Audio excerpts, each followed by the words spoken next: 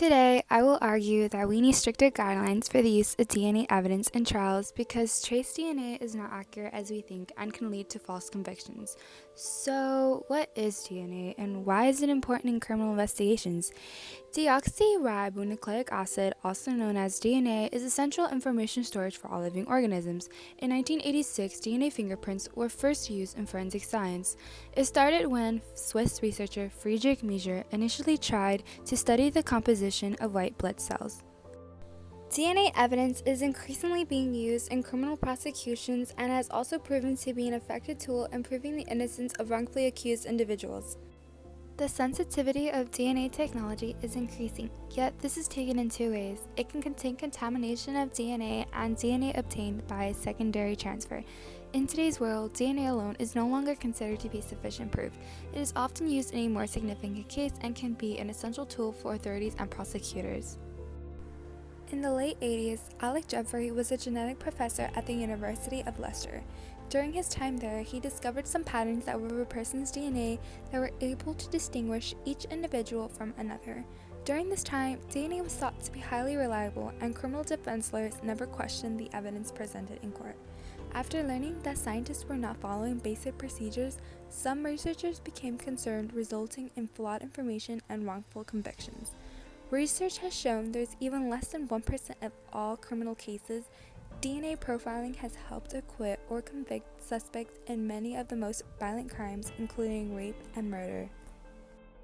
DNA can be gathered from a variety of places by investigators. Forensic investigators will examine the biological samples to determine the DNA profile of the individual and the evidence that was taken. Investigators can gather pieces to match evidence gathered at the scenes if they already have a suspect in consideration. Forensic evidence is exact if prosecutors properly acquire and handle physical material and forensic experts use approved techniques and conduct the analysis correctly. The chances of one person's DNA profile resembling another's are exceedingly low. According to some estimates, only 1 in a billion. Criminal lawyers largely depend on this form of evidence to show a defendant's guilt or innocence due to its dependability. Since DNA can give factually conclusive proof in some situations, the concept that innocent citizens can be deemed guilty has grown in popularity during the last 2 decades. Therefore, wrongful convictions have been accounted for in many criminal trials, specifically forensic science cases, as a contributing factor.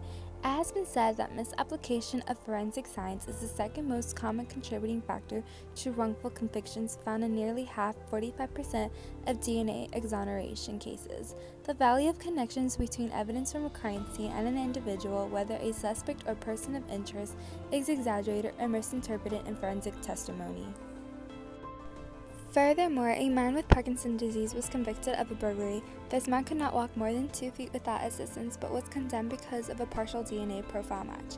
His lawyer insisted on more DNA tests, which acquitted him. In 2011. Adam Scott's DNA matched a genetic sample taken from a rape victim in Manchester, a city Scott, who lived more than 200 miles away, had never visited. This mix-up was caused by a laboratory error in which a sample used to examine Scott's DNA from a minor incident was mistakenly utilized in the rape case.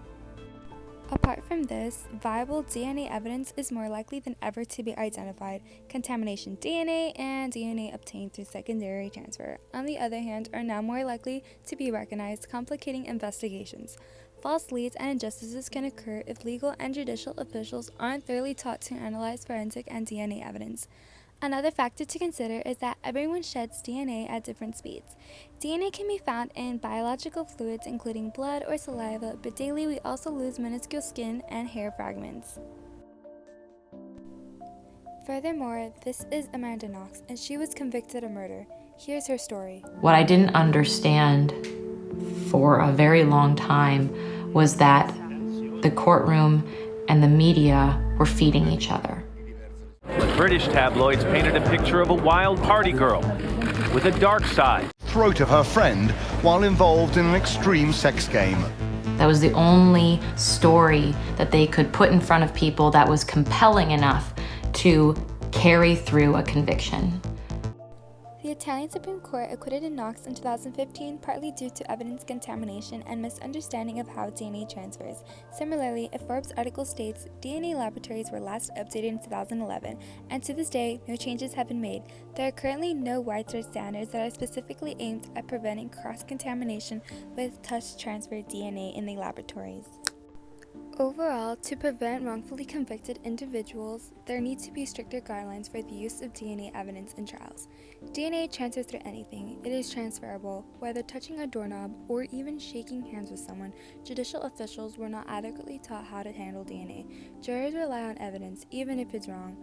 Jurors feel encouraged to convict due to preset standards for scientific proof to show responsibility and the general perception that DNA evidence is inherently trustworthy. As a result, trace DNA can easily lead to convicted innocent people.